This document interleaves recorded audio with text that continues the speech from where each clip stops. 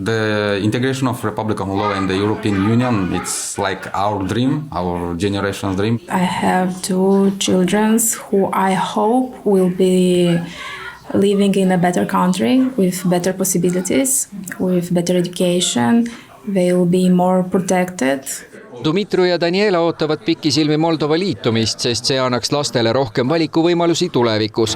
2,4 miljoni elanikunaga riigis mõtleb samamoodi üle 50%, kes on nii nagu Eesti sajandivahetusel pilgu kindlalt pööranud Euroopa suunas. Moldova eesmärk on Euroopa Liiduga liituda 2028. aastal, mis arvestades liitumisläbirääkimiste 33 peatükki väga ambitsioonikas. I would underline that we're not doing European integration for the last 2 years.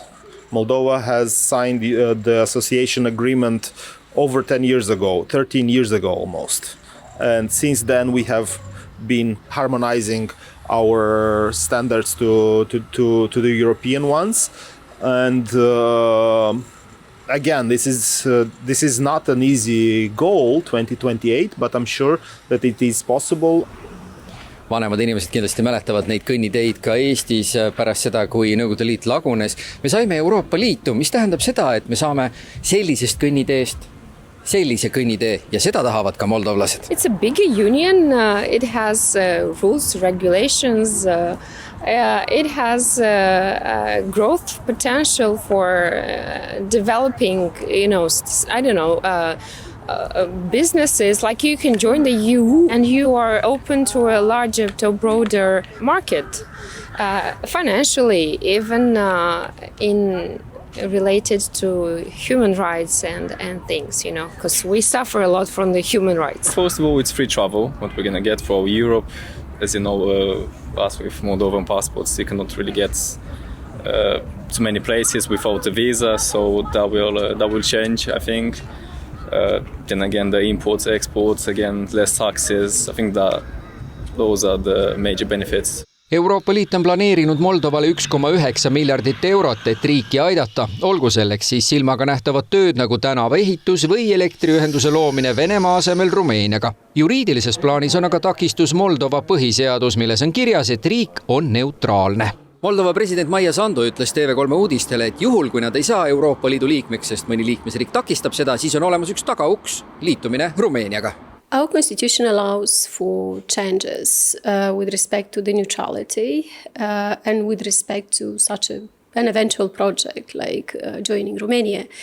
But for both this, it's a substantial number of citizens who need to vote for that. So it's when we talk about the neutrality, probably it's difficult for you to understand why Moldova chooses to be neutral today, because the security threats are very big.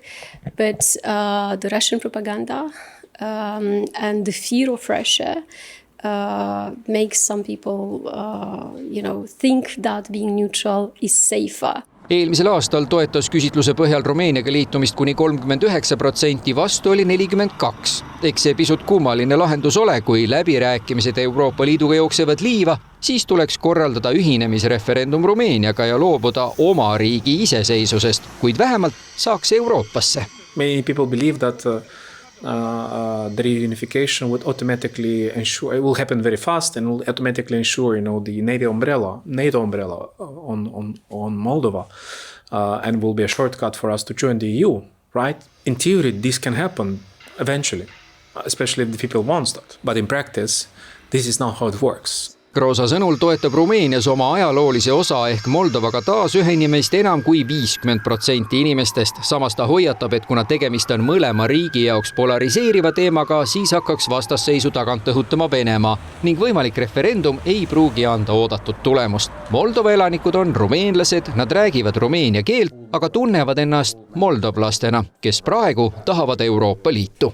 half of population being agreeing with the European path, and I think it's less. It's more. It's with time it's less and less to the part of the population that are against, because it's hard to not see how the European paths are contributing to developing our country, and even that those people who was pro-Russian, where it was romantic about Soviet past, now they are seeing that the European direction is the good one.